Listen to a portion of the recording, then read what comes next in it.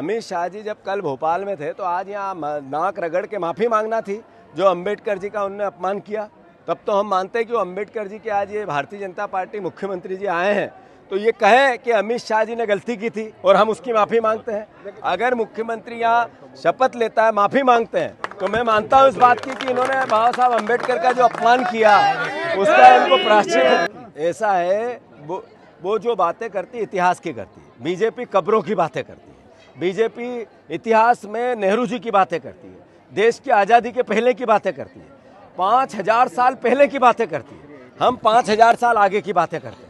देश 5000 साल तक कैसे जीवित रहे, एक वंचित, शोषित, पीड़ित जो दुखी वर्ग है, जिसको आज देश के अधिकारों की रक्षा है, जो सबका साथ सबका विकास नरेंद्र मोदी जी ने कहा।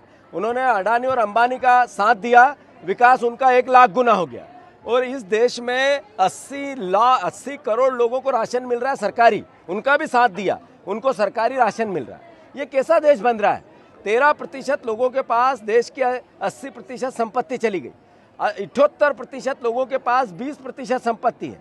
लोग महंगाई से त्रस्त है, परेशान है, दुखी है। तो ये 2 भारत बन रहे हैं। तो इसका अगर कोई दोषी है तो वो नरेंद्र मोदी है, बीजेपी है, ये सरकार है। और बाबा साहब अम्बेडकर के संविधान ने क्या कहा? सबका साथ सबका विकास। तो संविधान समानता, आर्थिक समानता, राजनीतिक समानता, सामाजिक समानता।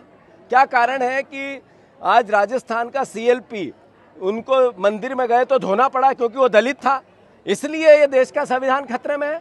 दलित एक CLP लीडर मंदिर में चला गया तो बीजेपी के एक विधायक ने मंदिर धुलवा दिया। ये सोच है बीजेपी की? क्या इसकी माफ़ी मांगेंगे यहाँ पे जो बीजेपी के नेता मुख्यमंत्री आ रहे हैं?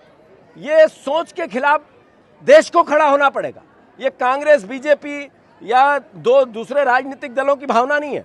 ये भावना इस देश के मर्म की, बाबा साहब अम्बेडकर की सोच की, समानता के अधिकार की।